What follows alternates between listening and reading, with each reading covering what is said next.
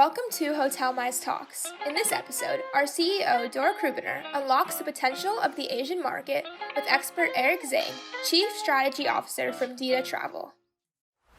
Hello, everyone. Welcome to Hotelmize Talks. My name is Dora Krubiner, and I am the founder and CEO of Hotelmize. I'm super excited to have Eric Zhuang, the Chief Strategy Officer of DidaTravel, which is such a well-rounded expert in his field. So, Eric, thank you for joining. Thank you for inviting me. Of course. So I think the best way to start is maybe if you can share your overview on the Chinese travel market, a bit about the challenges and a bit about the opportunities that exist in it. Okay, great. So I'm Eric from DidaTravel. I serve as a Chief Strategy Officer at the company, and I'm taking care of the overseas business in general. And DidaTravel, if I may take like 1 minute to introduce my company a little bit. So my company is a bed bank, and we are based in China, but we are attending clients from all over the world. We have right now around like 23,000 clients all around the world. And we have our own like specialty in Southeast Asia, in Japan, Korea. So basically APAC area in general. So my company is a technology-driven company. So we are trying to do things differently and then help partners all around the world. So this is DidaTravel. And talking about China travel market in general, and of course, I think everyone is experiencing a very trying time nowadays. But like before this, actually, we are quite optimistic about things happening for the last decades in general. Actually, China travel market managed to maintain 2-digit growth rate for the past decades. And last year, if I remember correctly, we have around like 6 billion tourist travels domestically, and we are also having inbound market around 32 million inbound, and also around 60 million outbound. So as you can see, domestic travel is still the majority of the business in China. And inbound is the weakest sector, I would say. And the outbound, the growth rate for the last decade, the compound average growth rate is about like 18%. It's very high, actually, like outpace other segments. So I would say China travel market in general is very potential, especially in terms of inbound and outbound. But after this COVID-19, things changed. So I think the uncertainty would be the general market situation. But I'm still having a very big confidence over the travelers. I think the travel business would be coming back sooner or later. But it's just a matter of time. We all feel the same, and of course that's why we stay in the travel business. But I think a good point to learn about from your acquaintance with the market is that the ratio between the domestic vs international, right? Because if we compare the metrics of China, we see that if we compare it to the inbound, outbound travel market in any other country to the Chinese market, we see that China travel character is the biggest portion is domestic, which if we believe that it will even up to the general statistics across the world, does the outbound really have a lot to grow to? Right? Do you believe definitely. That? Definitely. I think we can consider as follows. First, it's about the economy in China. Actually, as you know, like Chinese people are getting more and more richer, and also people tend to travel around more than before, as you can see in the growth rate.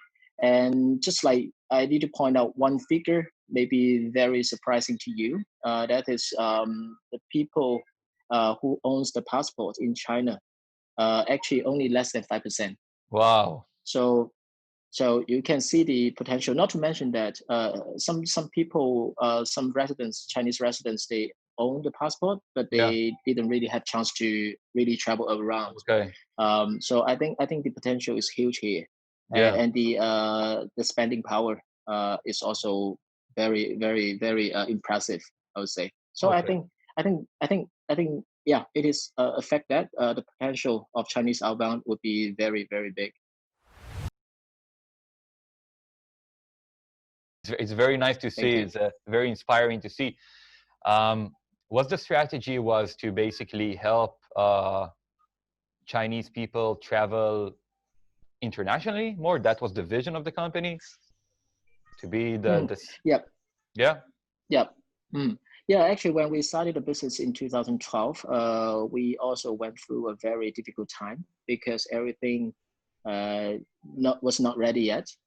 So that may be one of the reasons why we can see the Chinese outbound really like exploded for the past few years because of the infrastructure as well.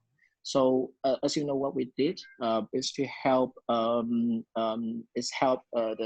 travel sector to build up the supply chain in terms of travel through by technology. So we are feeding a lot of good inventory from all over the world to Chinese travelers. So I would say this is one of the contributions we might have to really like for the whole industry in general. Yeah. Yep. And the second thing is that we keep thinking about what we can help more, we can do more for the industry. So we try to stand from the client's angle to see what they need. So I think technology is one of the things that they need the most, apart from the resources, apart from the maybe the capital, etc. They need a new technology to really maintain their business, to survive. I agree. Yeah, that's what we see. So if we're talking about technology, it always needs to come hand in hand with the needs and the character. So maybe a good point will be to talk about what are the, average Chinese traveler demand, what they're looking for, and maybe how their needs are different or similar to other international travelers. I would say, based on my experience in China, I would say the younger generation, if you look at the patterns and the characteristics, they are quite different. Actually, we initially what we are saying is like the old generation of travel, especially in terms of Chinese outbound. It was more about like flag waving group travel, right?